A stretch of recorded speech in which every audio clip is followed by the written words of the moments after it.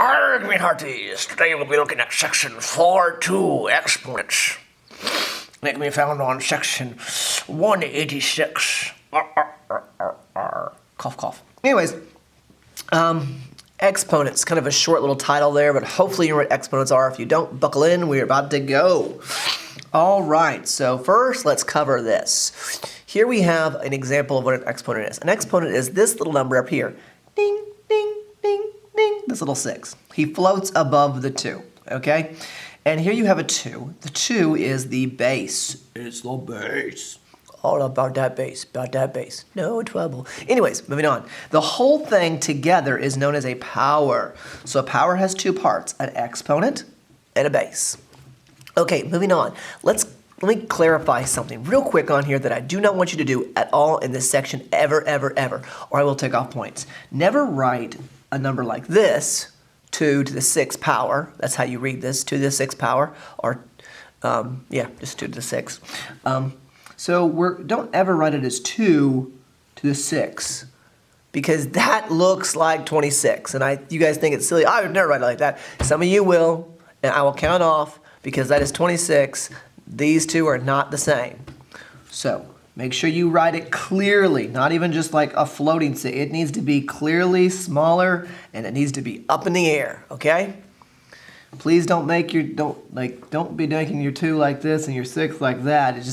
It doesn't need to be that huge. Make that 6 smaller. It will not kill you to write small. Now, if you be a smart aleck and write it so small that I can't read it, I will take off points. Do not be a smart aleck. Just write it slightly smaller. There's an easy way to make the difference, guys. Come on. All right, moving on. Write using exponents. So this is the easiest thing we'll probably do in this section. It's not really math involved. It's more like counting. Can you count? I hope so. Example 1, so you're told to write using exponents. Here we have -5 times -5 times -5 times -5. I gotta multiply all those? No. If you see, it says write using exponents. It doesn't say solve, it doesn't say simplify, so no. You write using exponents. I have how many 5s? 1, 2, 3, 4, and they're all negatives. So I will put a -5, and you gotta be careful here. But you have to put it in parentheses because it's just what you do. You put the -5 in parentheses and you put the 4, floating 4, exponent on the outside. Voila. That's all you do. That's the answer. You're done. Okay? Moving on. I've got 1, 2, 3, 4, 5 7s. I'm told to multiply them all. Write using exponents. I would write that as 7 to the 5th power. Boom. I'm done. That's the answer. I told you this is pretty easy. Some of you are scratching your heads going like, what's going on? I don't understand. Just hold on. I think you will. You should remember exponents already, so hopefully you're not lost at this point. Because if you're lost now, you're about to be really lost once we throw these letters in there. Something else that you can get, because this is pre-algebra, got to get ready for the algebra class, we got to throw the letters in. You count up, don't count up everything, count up the similarities. So here I have 3 x's and 2 y's. So I would have x to the 3rd power and y to the 2nd power. Make sure they're close to each other because they're touching. That means you're supposed to multiply them, okay? Just like it says up here, multiply. Here I have 5, and it's the only number I have, so I'm going to write down the 5. Here I have A. I actually have 4 A's, and even though they're separated by this B, multiplication can be done in any order. So you could rearrange these things so that you have all 4 A's together.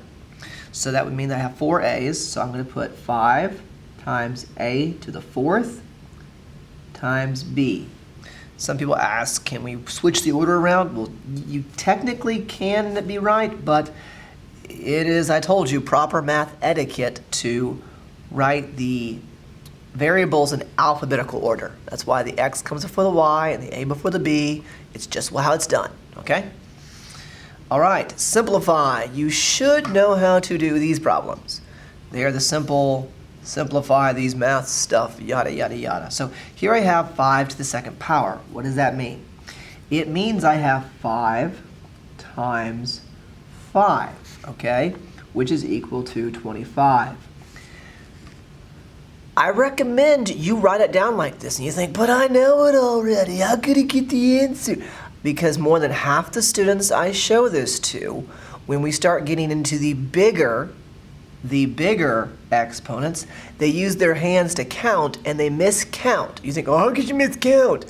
Because they count the number of times they multiply and not the number of times the number appears. We multiplied once here. The number appears twice. You can see that if you got those two mixed up, you would end up with the wrong, you go too far or you wouldn't go far enough and you get the wrong answer. So it's helpful to write it down. This is saying I have two 5s and I'm multiplying them to get 25. So that's the answer. Here I have -3 to the 4th power. Now this is tricky. You're going to see two things here. I put these two as examples. This is saying -3 to the 4th power. -3 to the 4th power. So it's like this exponent you do first and then you make it negative. I know it looks weird, but that's what you do. You're saying 3 to the 4th power and it's negative. So you look at this and you basically say 3 to the 4th power, oh yeah, and it's negative. So 3 to the 4th power would be what? If you don't know, I'll be happy to tell you. It is 81. And I told you, it's negative. So that's the answer right there. Okay? -2 to the 4th power. -2 to the 4th power. I'm saying I have a -2 and I'm raising it to the 4th power. While over here I had 3 to the 4th power and it's negative. This one is saying I have -2 and I'm raising it to the 4th power. It depends. This is showing you which order you do first. Over here it says exponents first, then negative. Because the negative is inside the parentheses, you do that first, then you take the exponent. So that means I have -2, and this is one of the ones that's helpful to write down seriously, because you'll see in just a minute why. So I have, make sure I have everything I need. Okay, make sure it's all written correctly. So I'm supposed to have 4 -2s. Do I have that? 1, 2, 3, 4. Yep, and they're all negative. So I multiply them together. So I'm going to multiply these two together and I get +4. Okay? Now I multiply this -2 and I end up with -8. I multiply this -2 and I get +16 as the final answer. Okay? So that's what you get as your final answer, +16. Notice this is a negative, but this, because you multiplied a negative times a negative times a negative times a negative, comes out positive. Okay? Remember, you don't understand something, put a question mark by it. I'll be more than happy to answer your questions in class. All right, next here we have, let's see, exponents with order of operations. So you gotta remember what you do first. Well, parentheses, my friends, comes first. So we're gonna move this up so we don't have all that work in our way. So parentheses come first. And I recommend you do this in order. So I'm gonna write down 5, parenthesis. I end up with a 3, parenthesis, 2. Do exponents. So this is touching a parenthesis, which means multiply. That's an exponent. What do you do first? Multiplication or exponent? Multiplication or exponent? Multiplication or exponent? Parrot. Anyways, you do the exponent first. So you end up with 5 times 9, which of course is equal to 45. And voila, we're done. Yay, flowers, cake, candy, miscellaneous presents. Anywho, moving on. So here we have a parenthesis again. But inside the parenthesis, we have 3 operations. We have multiplication, subtraction, and an exponent. Which do you do first? Exponent! So you have 4 plus parenthesis 25 minus 7 times 3 to the 3rd power. What do you do next? Well, subtraction or multiplication. It is very helpful on these multiple step problems to ask yourself that question after each step. What do I do next? Okay, what do I do next? Multiplication. So I have 4 plus parenthesis 25 minus 21. Whoops, I need to change that back to a 3rd power. Gotta make sure you write those things down right or you're gonna make mistakes.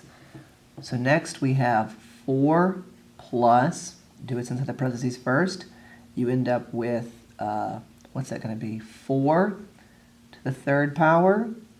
4 to the third power is, so you have 4 plus 4 to the fourth power. If you want to work it out, you can. It will be good for you to do that, but I'm going to tell you what it is.